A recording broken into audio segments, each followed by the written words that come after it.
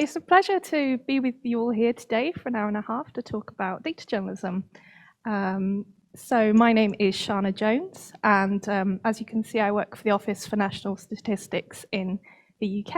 I actually started my job in 2020, so I've never actually met any of my colleagues in person, so everything's on Zoom so far. So if you ask me how tall anyone is in my office, I can't tell you, I'm sorry. So a little bit about the Office for National Statistics in the UK. So we are the UK's largest independent producer of official statistics, and we are the recognised National Statistical Institute of the UK. So what we do, we collect, we analyse, we publish statistics about the UK's economy, society and population. It's actually mostly just England and Wales, because the other regions of the UK will have their own statistical offices. So we have about 4,000 staff. The main office is in Wales, in Newport, where I'm based, and we also have an office in Fareham and London, and lots of remote staff, of course, at the moment. And our mission is statistics for the public good. So I think we'll just start off by talking a little bit about what do we actually mean by national statistics. So in the UK, official statistics are created by government departments, and they are what we call quality assured. So if they're assessed as fully compliant with the Code of Practice for Statistics, that kind of means if they meet the highest standards of trustworthiness, quality, and value, they're designated as national statistics.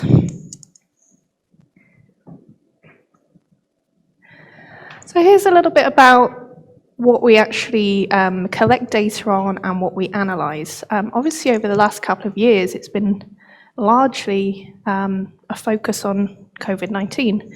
So we have our deaths data, our infections, and then all our usual things as well, such as GDP, public sector finances, and there's really a lot in there, you know.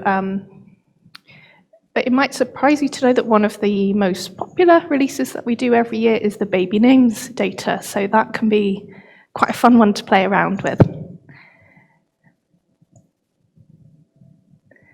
Moving on to the next slide. So actually we also use data from external bodies, so charities, businesses. So on the left here we have Adzuna, and that's kind of a job ad agency, and we have our coronavirus fast indicators that I work on or help work on every week.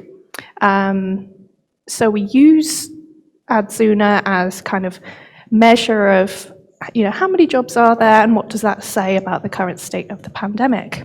Funnily enough, also data from OpenTable, which is a restaurant booking site, because that kind of says how open society is at the current moment, which is interesting. And we recently did a story on violence against women and girls, and we used quotes from the Survivors Trust, because as a data journalist at the Office for National Statistics, we don't actually interview people ourselves, normally, as you'd imagine, with a kind of journalism role. So sometimes it's really beneficial to be able to use quotes from charities such as the Survivors Trust. So just to tell you a little bit about how we work, so we have about 11 data journalists on our team, and we are lucky to work alongside the data visualization team, digital design, and social media. So we also work alongside the statisticians, analysts, and economists. I think the reason I'm pointing this out here is because if you're a small organization or maybe a freelancer and you're thinking, oh, this is a lot of work, you know it's a lot to think about to create a data journalism story. It is, and a large organization such as the ONS, we have a huge, great big team, so don't beat yourself up if you find it a little bit overwhelming to start with, because yeah, we have help. So why use national statistics? So we firstly think about quality, because I'm sure we're all aware that not every data set is a quality data set. So the impact, so if we're using data at a national scale, that's going to be impactful in the data journalism story, because the reader can connect to it maybe in their local area or their demographic, for example. But as we know, not every country has national statistics, which can be quite a challenge for people working in certain countries. So just thinking about how can we get around that. So I found this website here, Open Data Watch, and that is kind of a database of national statistical offices around the world. And as well as that, if there may not be one for your country, you can maybe think, for example, export data from another country's national statistical office, charities, businesses, kind of may have to think outside the box a little bit, but there will be data there. It's just a case of finding it. And I wanted to talk as well about freedom of information requests. So in the UK, for quite a while now, we've used this site called What Do They Know? And that's where you can put a request to public bodies to access certain data. And it's a legal requirement that the public body provides you the data based on certain terms. And I'm very excited to hear that What Do They Know is now extending to Georgia. So that sounds really good. The one thing I'll say about this website, though, is if you're doing an investigation, which may be, slightly sensitive or secretive while you're working on it, it's all kind of public, so you may want to do a direct FOI request if that is an issue.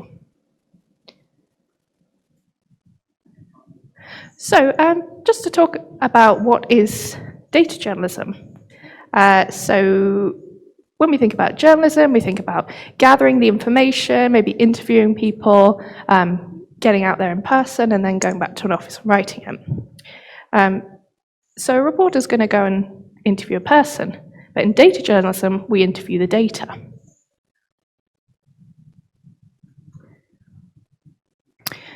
So what could you actually ask a data set? You could ask a data set what's changed over time, what is the first, the last, the lowest, the biggest, the smallest, how big is a certain element, is an element of the data shared out evenly, does this happen at the same time as that, and how does my situation compare to other people's? I'm just going to show you, this is from the online journalism blog run by a great data journalist called Paul Bradshaw. And you can see 7 common angles for data stories. So we've got the scale, change over time, ranking, variation, and that's a little map there under variations. So we could be thinking about how does the data relate to stories at a local level? We could look at correlations, and the puzzle image there is quite an interesting one. So that means, it could mean what's missing in the data, or what looks strange that it's not there. And of course, when you begin to analyze, you can also start to think about leads for further analysis.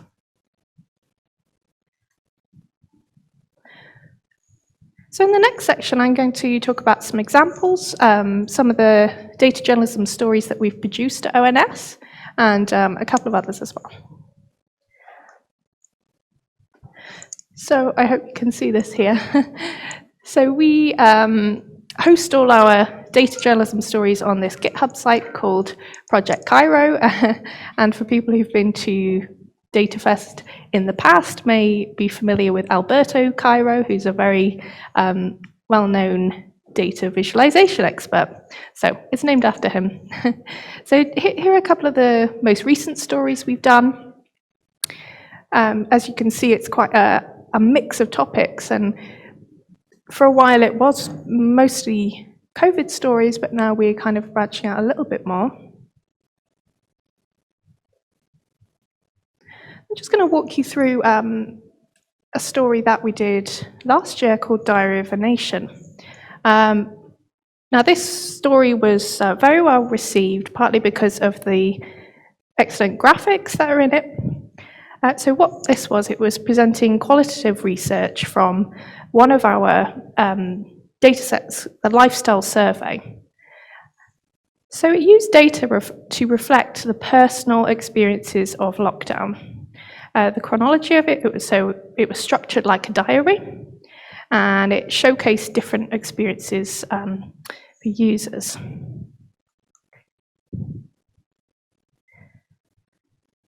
So that's how it looked. And this is one of the charts. So we use quotes, and quotes are a really nice way to kind of bring the stories to life. So this says the proportion of people who thought it would be more than a year before life returns to normal. And if I look, that was published.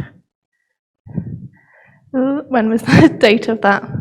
Yes, so I think that they were right if they said it would have been more than a year back then. Oh yeah, March 2020, for sure. And another story that we did was coronavirus in 10 charts.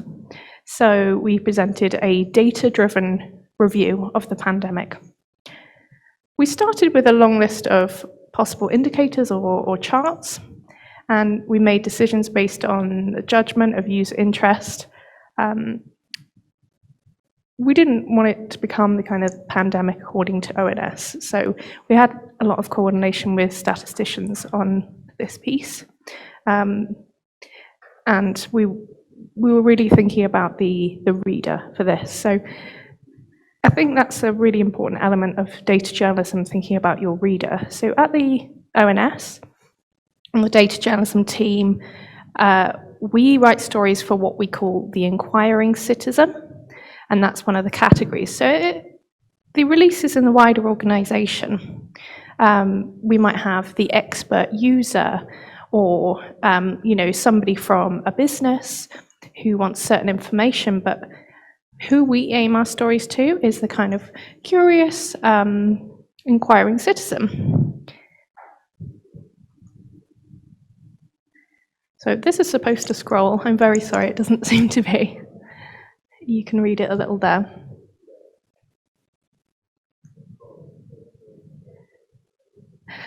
Another interesting story, so we used ordnance survey data to measure access to and size of private gardens plus distance from the nearest park. So we analysed by areas of multiple deprivation and characteristics of local population, and we created interactive maps for users to explore their own area. And the idea behind this story was to kind of see where the disparities were when it came to accessing green space. Were certain portions of the demographic less able to access green space. And here we have one of the charts. That was an interactive there, so you could enter your postcode, zoom in and see what access to green space was like in your area.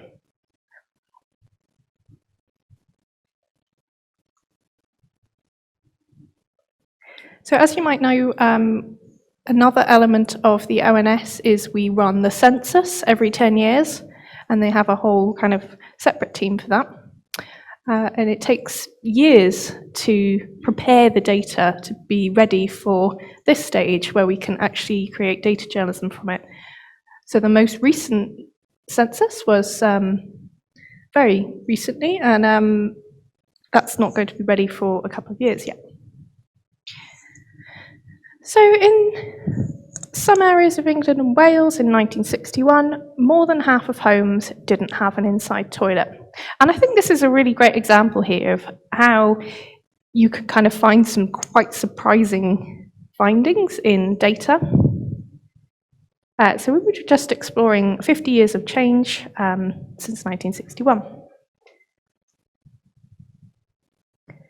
Just going on to this story. So this obviously isn't one of our data journalism pieces, but I just wanted to include it because it shows how creative you can be. Obviously, they've had an excellent illustrator here, and they've got some lovely graphics. This is by ProPublica, who I believe are a US-based publication. So on the left-hand side, you can actually search for a cruise ship, and you can see their health and safety records, so any incidents they've had on board. And if we carry on, so you can see at the top, in the top left there, we've got a ship, and the story navigates around this ship, so we can see different elements. We start off in the pool, and there's obviously this horrible fact at the top there.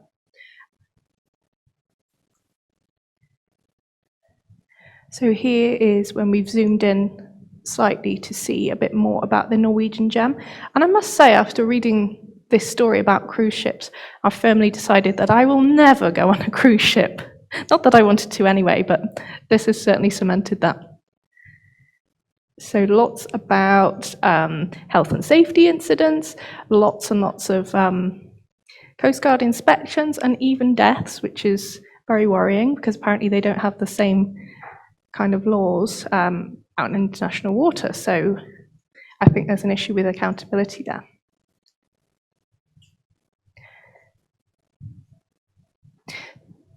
So in this next section, I'm going to give you an introduction to data visualization.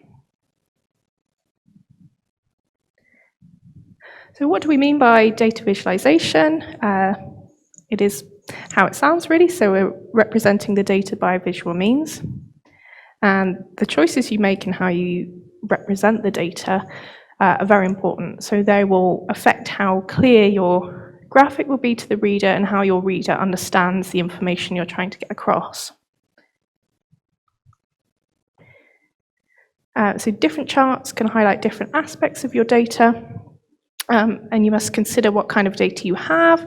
Do you have numerical, categorical, geographical, or part to whole? And how can you translate that image to marks on a page or a screen? I wondered if next we could do a little bit of audience participation. So just like you to take a moment to look at this chart. And so this is a chart about the vaccination rate for the combined measles, mumps, and rubella jab in England from 1993 to 2012. So you can see back in 1993, the uptake was quite high, but when we got to kind of 2004, there was a dip. So is this a dip that we should be worried about? Why was there a dip? I'm going to tell you why there was a dip. So you may have heard there was a story released by a kind of dodgy doctor at one point saying that the MMR vaccine gives you autism, which we know now isn't true, but that is why there's that dip available there. And the question I'd like to put to the audience is, what is wrong with this chart? Why is this not a good chart? Would anybody like to have a go at answering that?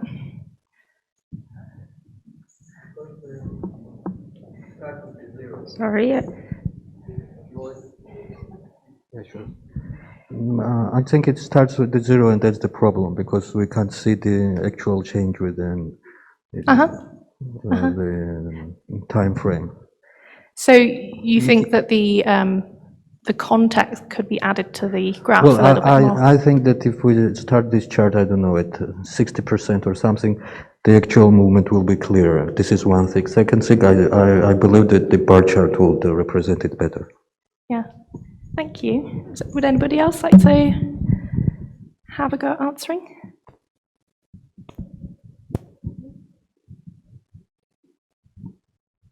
Okay, we'll move on to the next slide. So this is what my colleagues ended up doing with this chart. So like you said, it was starting at 0, and now we're starting at 80. And that dip looks really quite serious now. We've added some context to the top, so 95% is the uptake that the World Health Organization suggests as a target to prevent an epidemic. And at 80%, that is significantly lower. So, and we've added the diphtheria data, and as you can see, that dipped a little bit around that time, but nowhere near as much. And we've added the context. So in 1998, there was the Andrew Wakefield report on a possible link between MMR and autism published.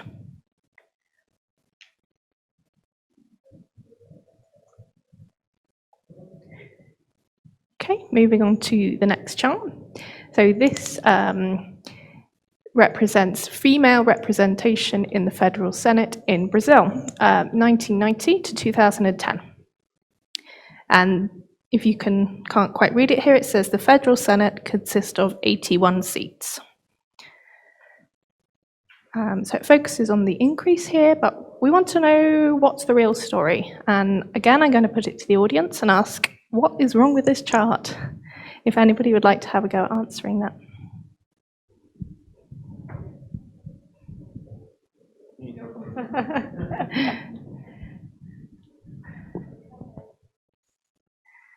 Oh, I think we have one over here.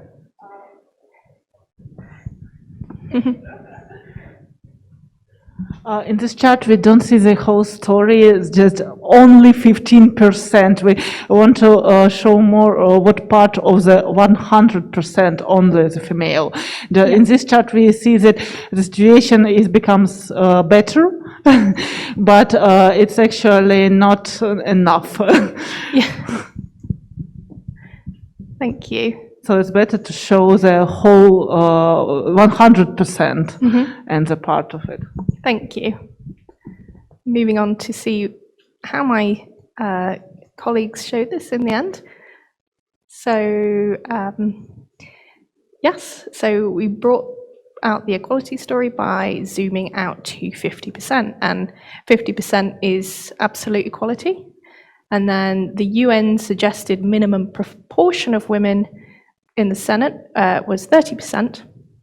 And as you can see in 1990, compared to 50%, that's really very minuscule. And even though it looks like there's been a lot of progress by 2010, it's actually nowhere near as much as even the minimum target.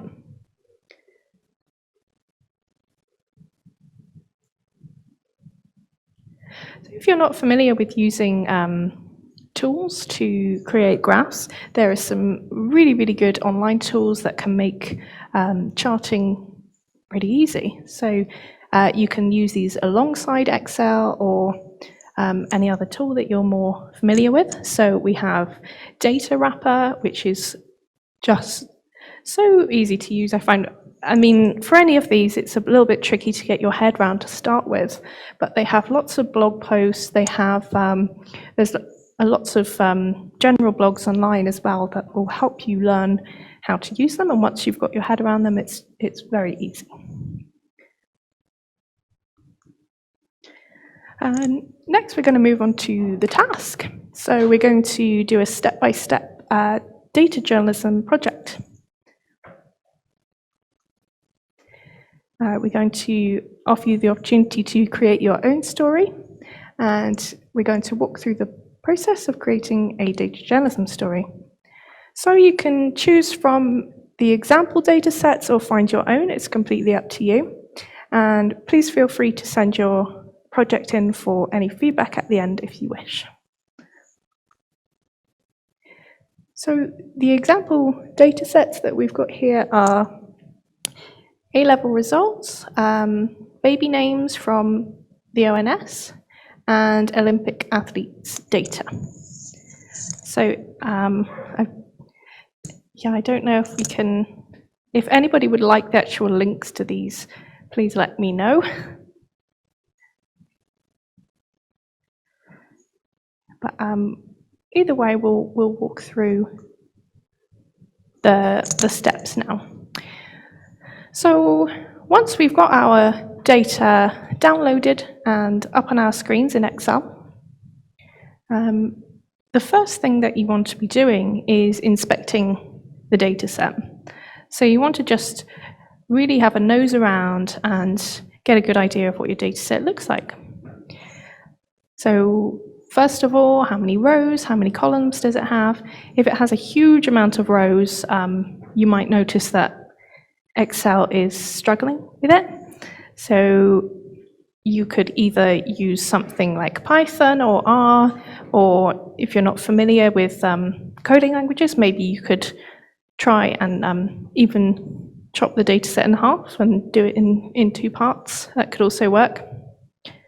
And just observe to start with whether the data set needs cleaning. So are there typos in the text? Are there errors? Are there blank cells? It's really, really important to look out for these things, because say you were counting the number of apples in a data set and then 5 of the apples were spelt incorrectly, you might miss them off.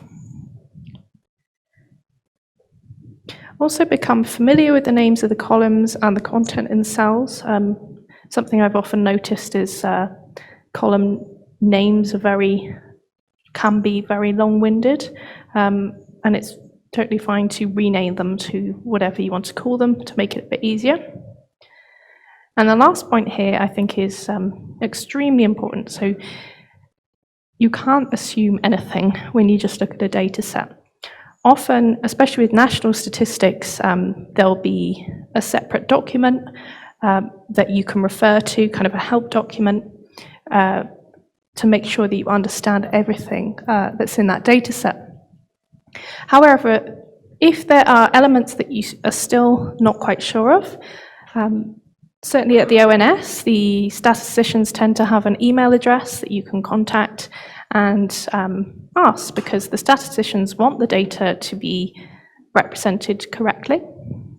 So they'll normally be more than happy to help. So opening up the A-level data set here to inspect it. So I'm just seeing we've got the subjects on the left-hand side, we've got gender, year, age, cumulative grades, candidate numbers, grades, and the percent.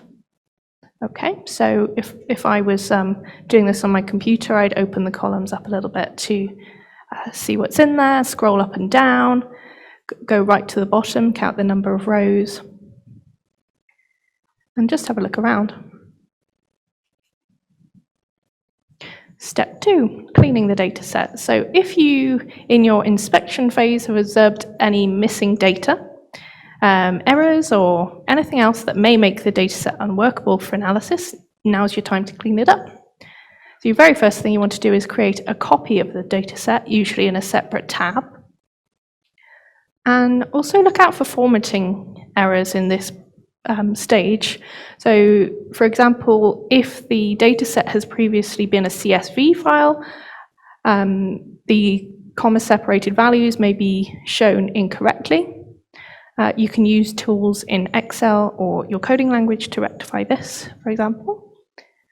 And sometimes as well, I know when I work with the ONS data sets, they'll have lots of headings and lots of bits that are not helpful for my analysis that I want to do. So in my new tab that I've created, I'll delete all the unnecessary bits that I don't need so that I can work with the data set easily.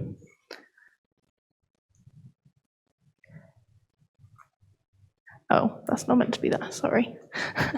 And next, what we want to do is start thinking about interviewing the data, thinking of it like an interviewee or even a person. So what do you want to do when you meet a person? You want to get to know them. What would you like to know? And I think it's important to take the pressure off yourself at this stage. So you don't need to think of your smoking gun finding immediately. Like, you have time to ask exploratory questions And they can lead maybe to your smoking gun question, but that's not a pressing matter to start with.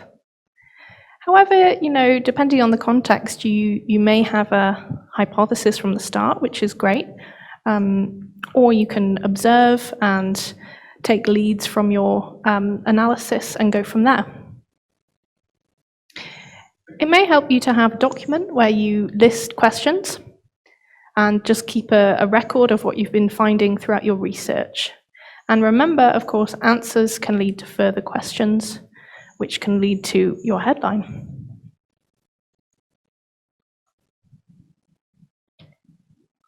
So what I would do at this stage of exploring the data set would be to make some pivot tables. And here are just some of the recommended pivot tables in Excel. I've made them a bit bigger here. So on the left-hand side, we've got percentage by subject, and if I were to be looking at this with a view to making a story, I'd think, that's interesting. There seems to be a higher number of female candidates who, have a higher percentage of their grades. But at this stage, I'll say it's important not to assume as well, and to kind of think outside your immediate view of your data, because if we look to the next pivot table, in the middle of that one on the right, the count of the candidates, we can see there are slightly more female candidates overall, so that may be contributing to skewing the percentage number in the gender balance, or it may be that the females have scored higher. But we could build on that to start investigating the hypothesis. Did female candidates do better or not?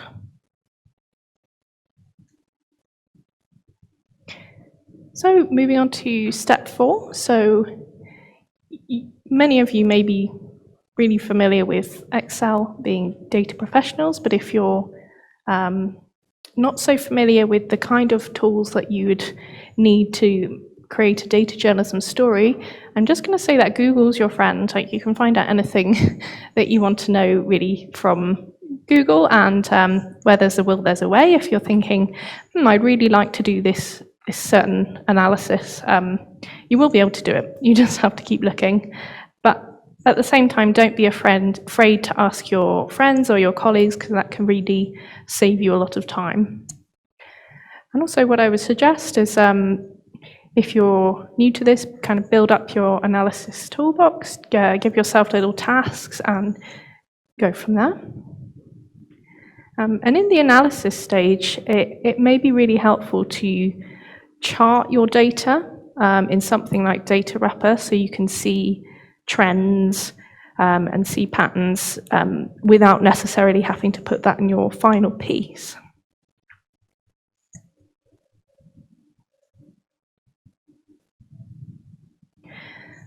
So just thinking back to when we looked at the charts earlier, it's often not enough to say there were so many A grades at A level. We want to think about the context. So the context is really, really important in a data journalism story. So we need to know whether that's a big number or not. And to do that, we could look at other elements. So was there a year-on-year increase of A grades at A level? Did boys or girls get more A grades at A level? Were, for example, some subjects easier to do remotely? So I imagine PE was quite difficult to do remotely during the pandemic, and maybe something like English or maths would be easier because it's more text-based. Another interesting hypothesis that you could gather from this A-levels data, did public schools do better than state schools, for example, and then you could go down that lead.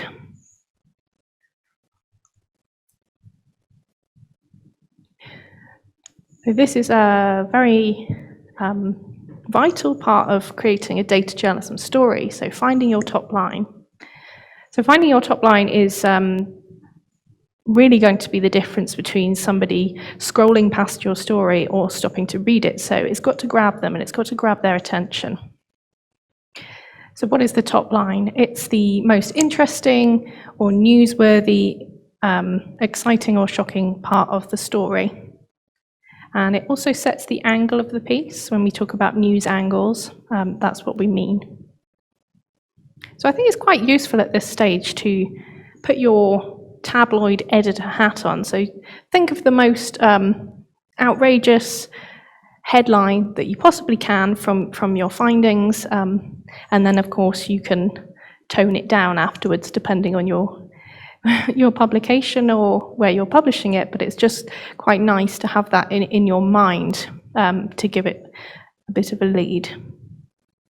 And of course, if nothing stands out at this stage as your lead, you can either get more confident. And what I mean by this is sometimes, especially in the beginning of my career, I haven't trusted my own findings. I thought, oh, nobody's going to find that interesting. And then a more senior journalist has come along and said, oh no, that's great, that's great. So you could talk to your colleagues or just get more confident in what you're, realizing that what you found is likely to be interesting.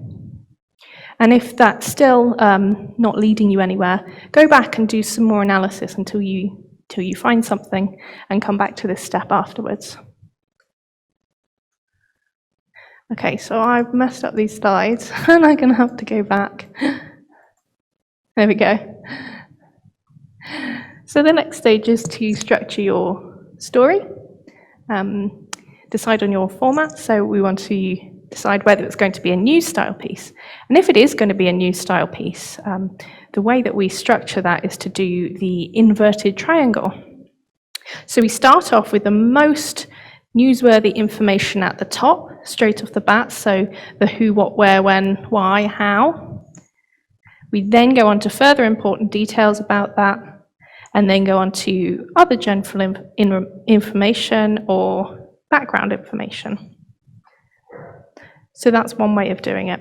Another way of doing it would be to go down the kind of feature article or long read, something that you might see in a magazine. And here you can get a lot more creative with the structure. So with the feature and the long read, you wouldn't necessarily go straight in with that newsworthy information. It could be a scene setting opening paragraph or something similar. Another format which is quite easy to write is the listicle. So I'm sure if you've ever seen BuzzFeed, you know the 7 greatest things about potatoes or something like that. That can be very digestible for the reader as well. So don't overlook the listicle, I say.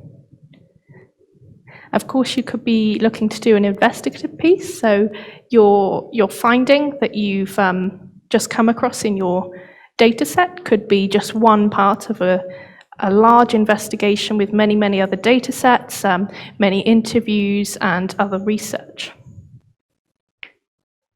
And you can decide at this stage whether you would combine it with interviews or just use data findings alone.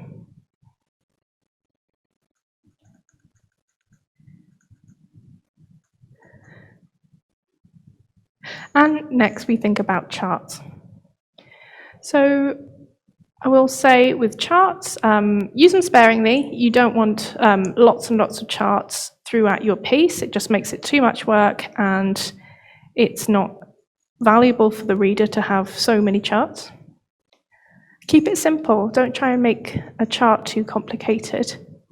There are some quite amusing websites which look at bad charts, and normally those charts are very, very over the top, too much color or texture or whatever. So yeah, I definitely recommend to keep it simple.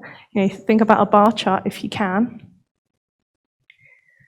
So to make it look good, think about your brand colors and style, and incorporate those into your charts. And also make sure that you include your title, subtitle, axis labels, any extra annotations, and the source. I'm just going to show you an example of one of the charts that we do at the ONS. So you can see the title at the top. It's kept pretty simple, and you've got your guide to what the colours mean at the top there. We've got the source at the bottom, and then we've got the option to download the chart data in different formats. And what we often have on charts as well as below the graph, we'd have chart notes, but we don't on this one. So the next stage, which I think is often, many feel the most exciting element of data journalism, so interactivity. So could you make your data story have interactive elements, and how? So if you're not sure where to start with interactivity, think about being in the reader's position. And if it's national statistics, for example, it might be appropriate for the reader to want to be able to put in their own postcode or their own county or local area to find out what's happening there. So I would say make it personal. Find out how your situation compares to others. And another thing that we've been working on recently at the ONS is robo journalism. I'm not quite sure why it's called that exactly, but what that means is, for example, when we were doing a story on climate change, we had an article, and the reader could scroll through and kind of enter how long they left their heating on for each day, what kind of car they drove, whether they lived in a house or a flat, and at the end it would show their carbon output, which was really interesting and got a lot of pickup. So that's everything from me. Thank you very much for listening. I wondered if, thank you. So any questions?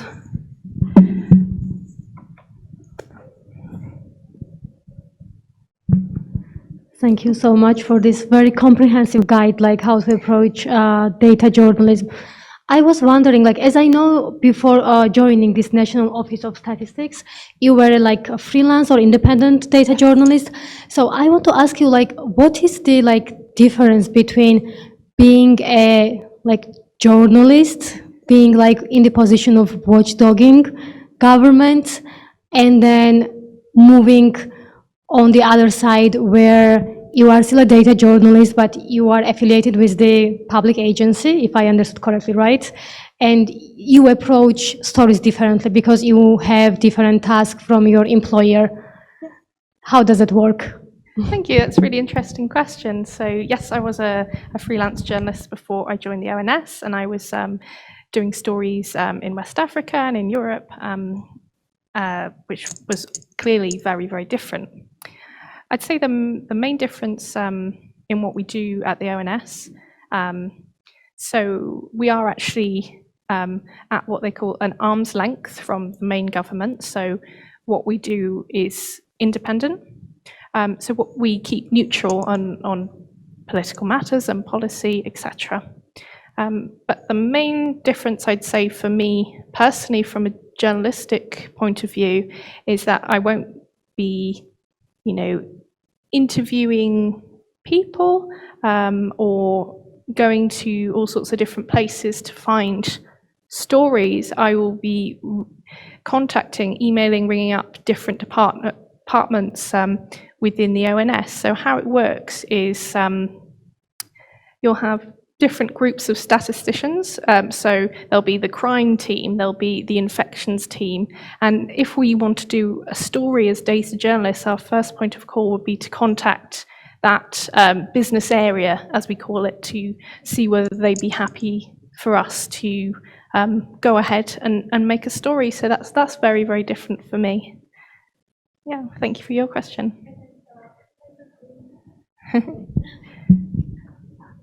I'm just now trying to imagine what would a job of your equivalent job would be in Georgia. There would be these questions what about the editorial freedom? What if you have the finding that might not really work for the government to be communicated? Have there been any cases like that in your career?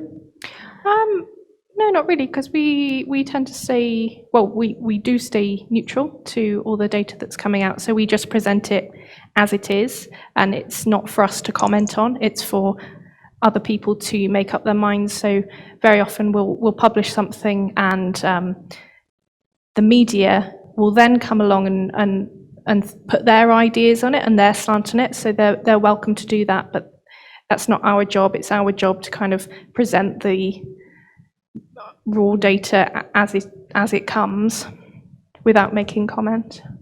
Okay. Yeah.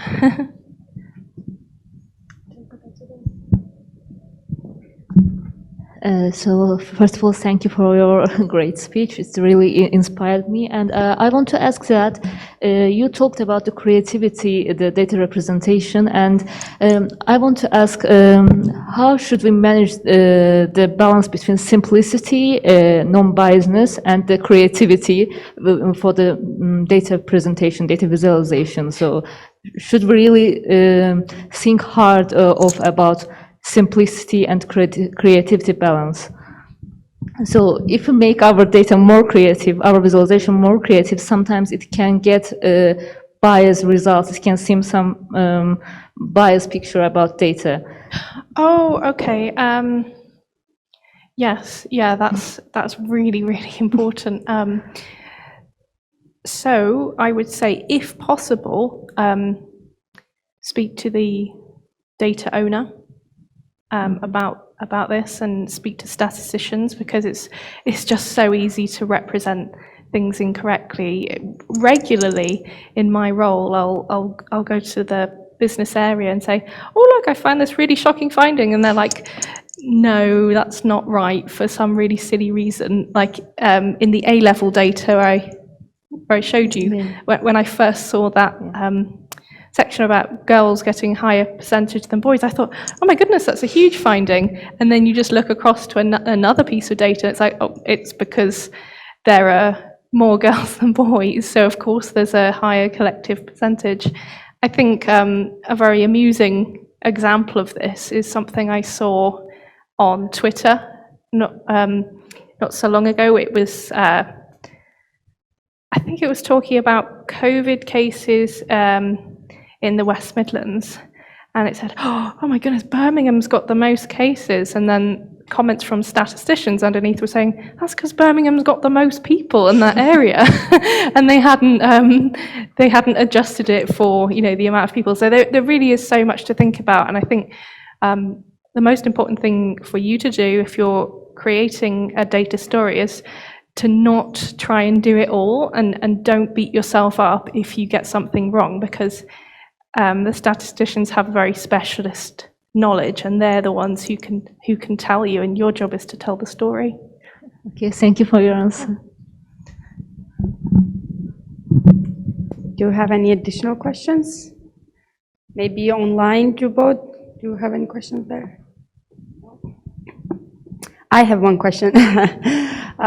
You showed us very good examples of how to show the context behind just charts. So what are sometimes when we work with our stories, it's hard to find what to compare to and how to, so maybe you can share your process, how this context comes to you. Do you have any techniques, or what is the first thing you try to do in this regard?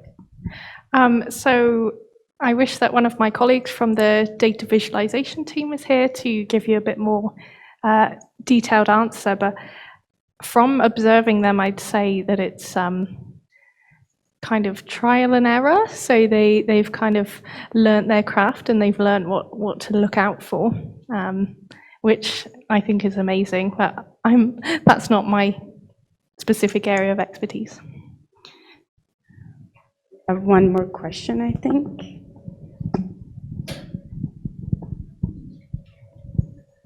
Thanks for your presentation. I want to ask about your own experience as a data journalist also.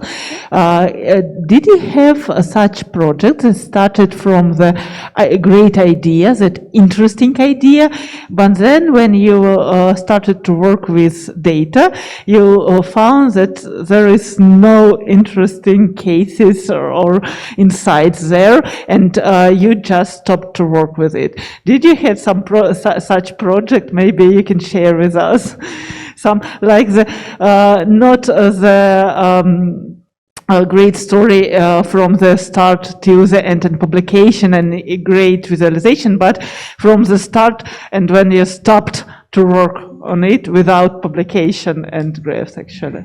Yes, yes. So that is something really important to point out when you're talking about the process of creating data journalism. So an example that I can give you, I mentioned our baby names dataset, which is very, very popular. We were thinking, what stories can we do with the baby names?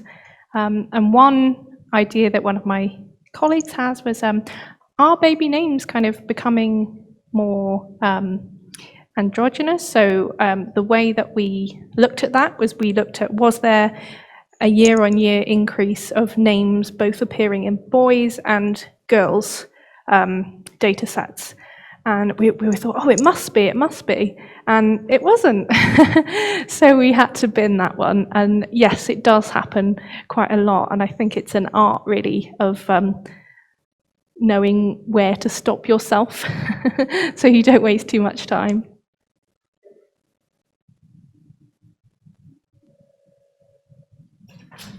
Thank you very much, Shanna, for the presentation. So my question would be, since when ONS started using the stories and data visualization, and do you have any data to compare the interaction from the public or from the audience once you started using these new methods? The interaction of the public with the data ONS is publishing, and what was the feedback, and what was the difference before and after, let's say?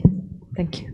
Thank you. Yeah, that's a really nice question. So yes, we do look at our analytics and compare what goes on behind the scenes when we're publishing data journalism stories. So the data journalism team at the ONS began around 6-7 years ago. So unfortunately, I haven't been with the organization long enough to know what the analytics were before that. But I can say that because data journalism stories are aimed at the inquiring citizen, so the kind of everyday curious reader, they're very popular, and they have proven to be a really, popular method of getting data across. Which is great, really, and so I definitely think it's worthwhile to be thinking about for other organisations to get some pickup on their readership. Thank you.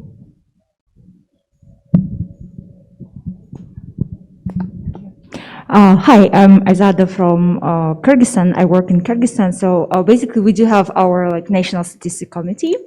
And the scheme of working is usually they do not publish all the information on their website. And usually journalists or activists, they're asking for more information. They're writing requests. And maybe in 2 weeks or so, we're getting the answer. So my question is, in your case, do you publish everything on your website, or do you have a lot of requests from the journalists? How do you interact with journalists, from National Statistics Committee? Okay.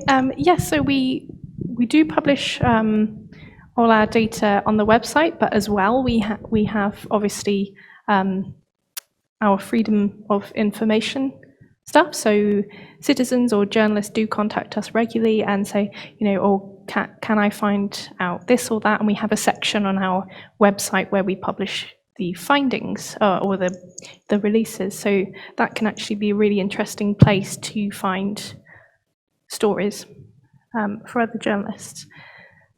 Yeah, does that answer your question? Okay. I have one more question.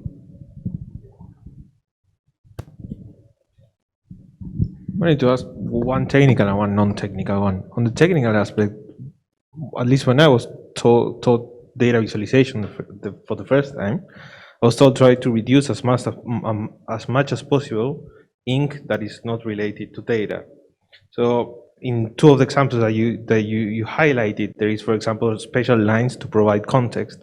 Is there any, let's say, is there any red flags that the team there has on, like, okay, we shouldn't put this much, we shouldn't put data that doesn't fit with standard? Is there anything in particular that the team tries to reduce in order to reduce the amount of ink that is not related to data? That's the technical aspect. And the non-technical aspect, and it's a little bit more of curiosity. Has there been any difference on how they're doing data journalism now that the connection with Eurostat is not as strong given political contexts? No, I don't think so. I think it's remained similar.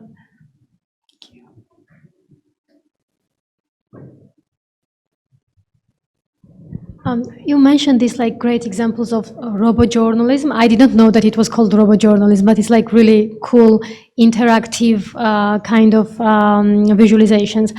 And our team also has been experimenting with this kind of visualizations, but it takes like long and like lots of resources to produce and so on for us. So I wonder what's the process of working on these kind of pieces in your team? Who are the people, team members who work on these kind of visualizations?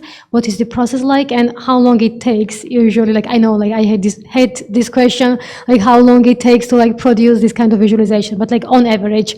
Like you mentioned, it's like climate change visual, right? Like that you produced last time. If you can like take us through that process, it would be nice experience sharing. Sure. So I'm probably going to surprise you with my answer, actually. So we hadn't done any what we've been calling robo journalism until our colleague Theo turned up, but he has joined in the last year, I believe, and he's very good at coding. There's a platform, I wish I could remember the name of it, but, so he created the kind of robo journalism story within this platform. Yeah, I'll try and find out the name for you afterwards, because I can't remember off the top of my head, but when we're creating stories at the ONS, it's actually a really long process because we have to get so much sign-off from statisticians to make sure it's completely accurate, and there's lots of back and forth between the different teams, so it can take months to create a story. Yeah. Do we have more questions for Shanna? Juba, are there any questions online? Today our online audience is very passive, so I would recommend them to get more active. Thank you, Shanna, for your presentation. It was very interesting.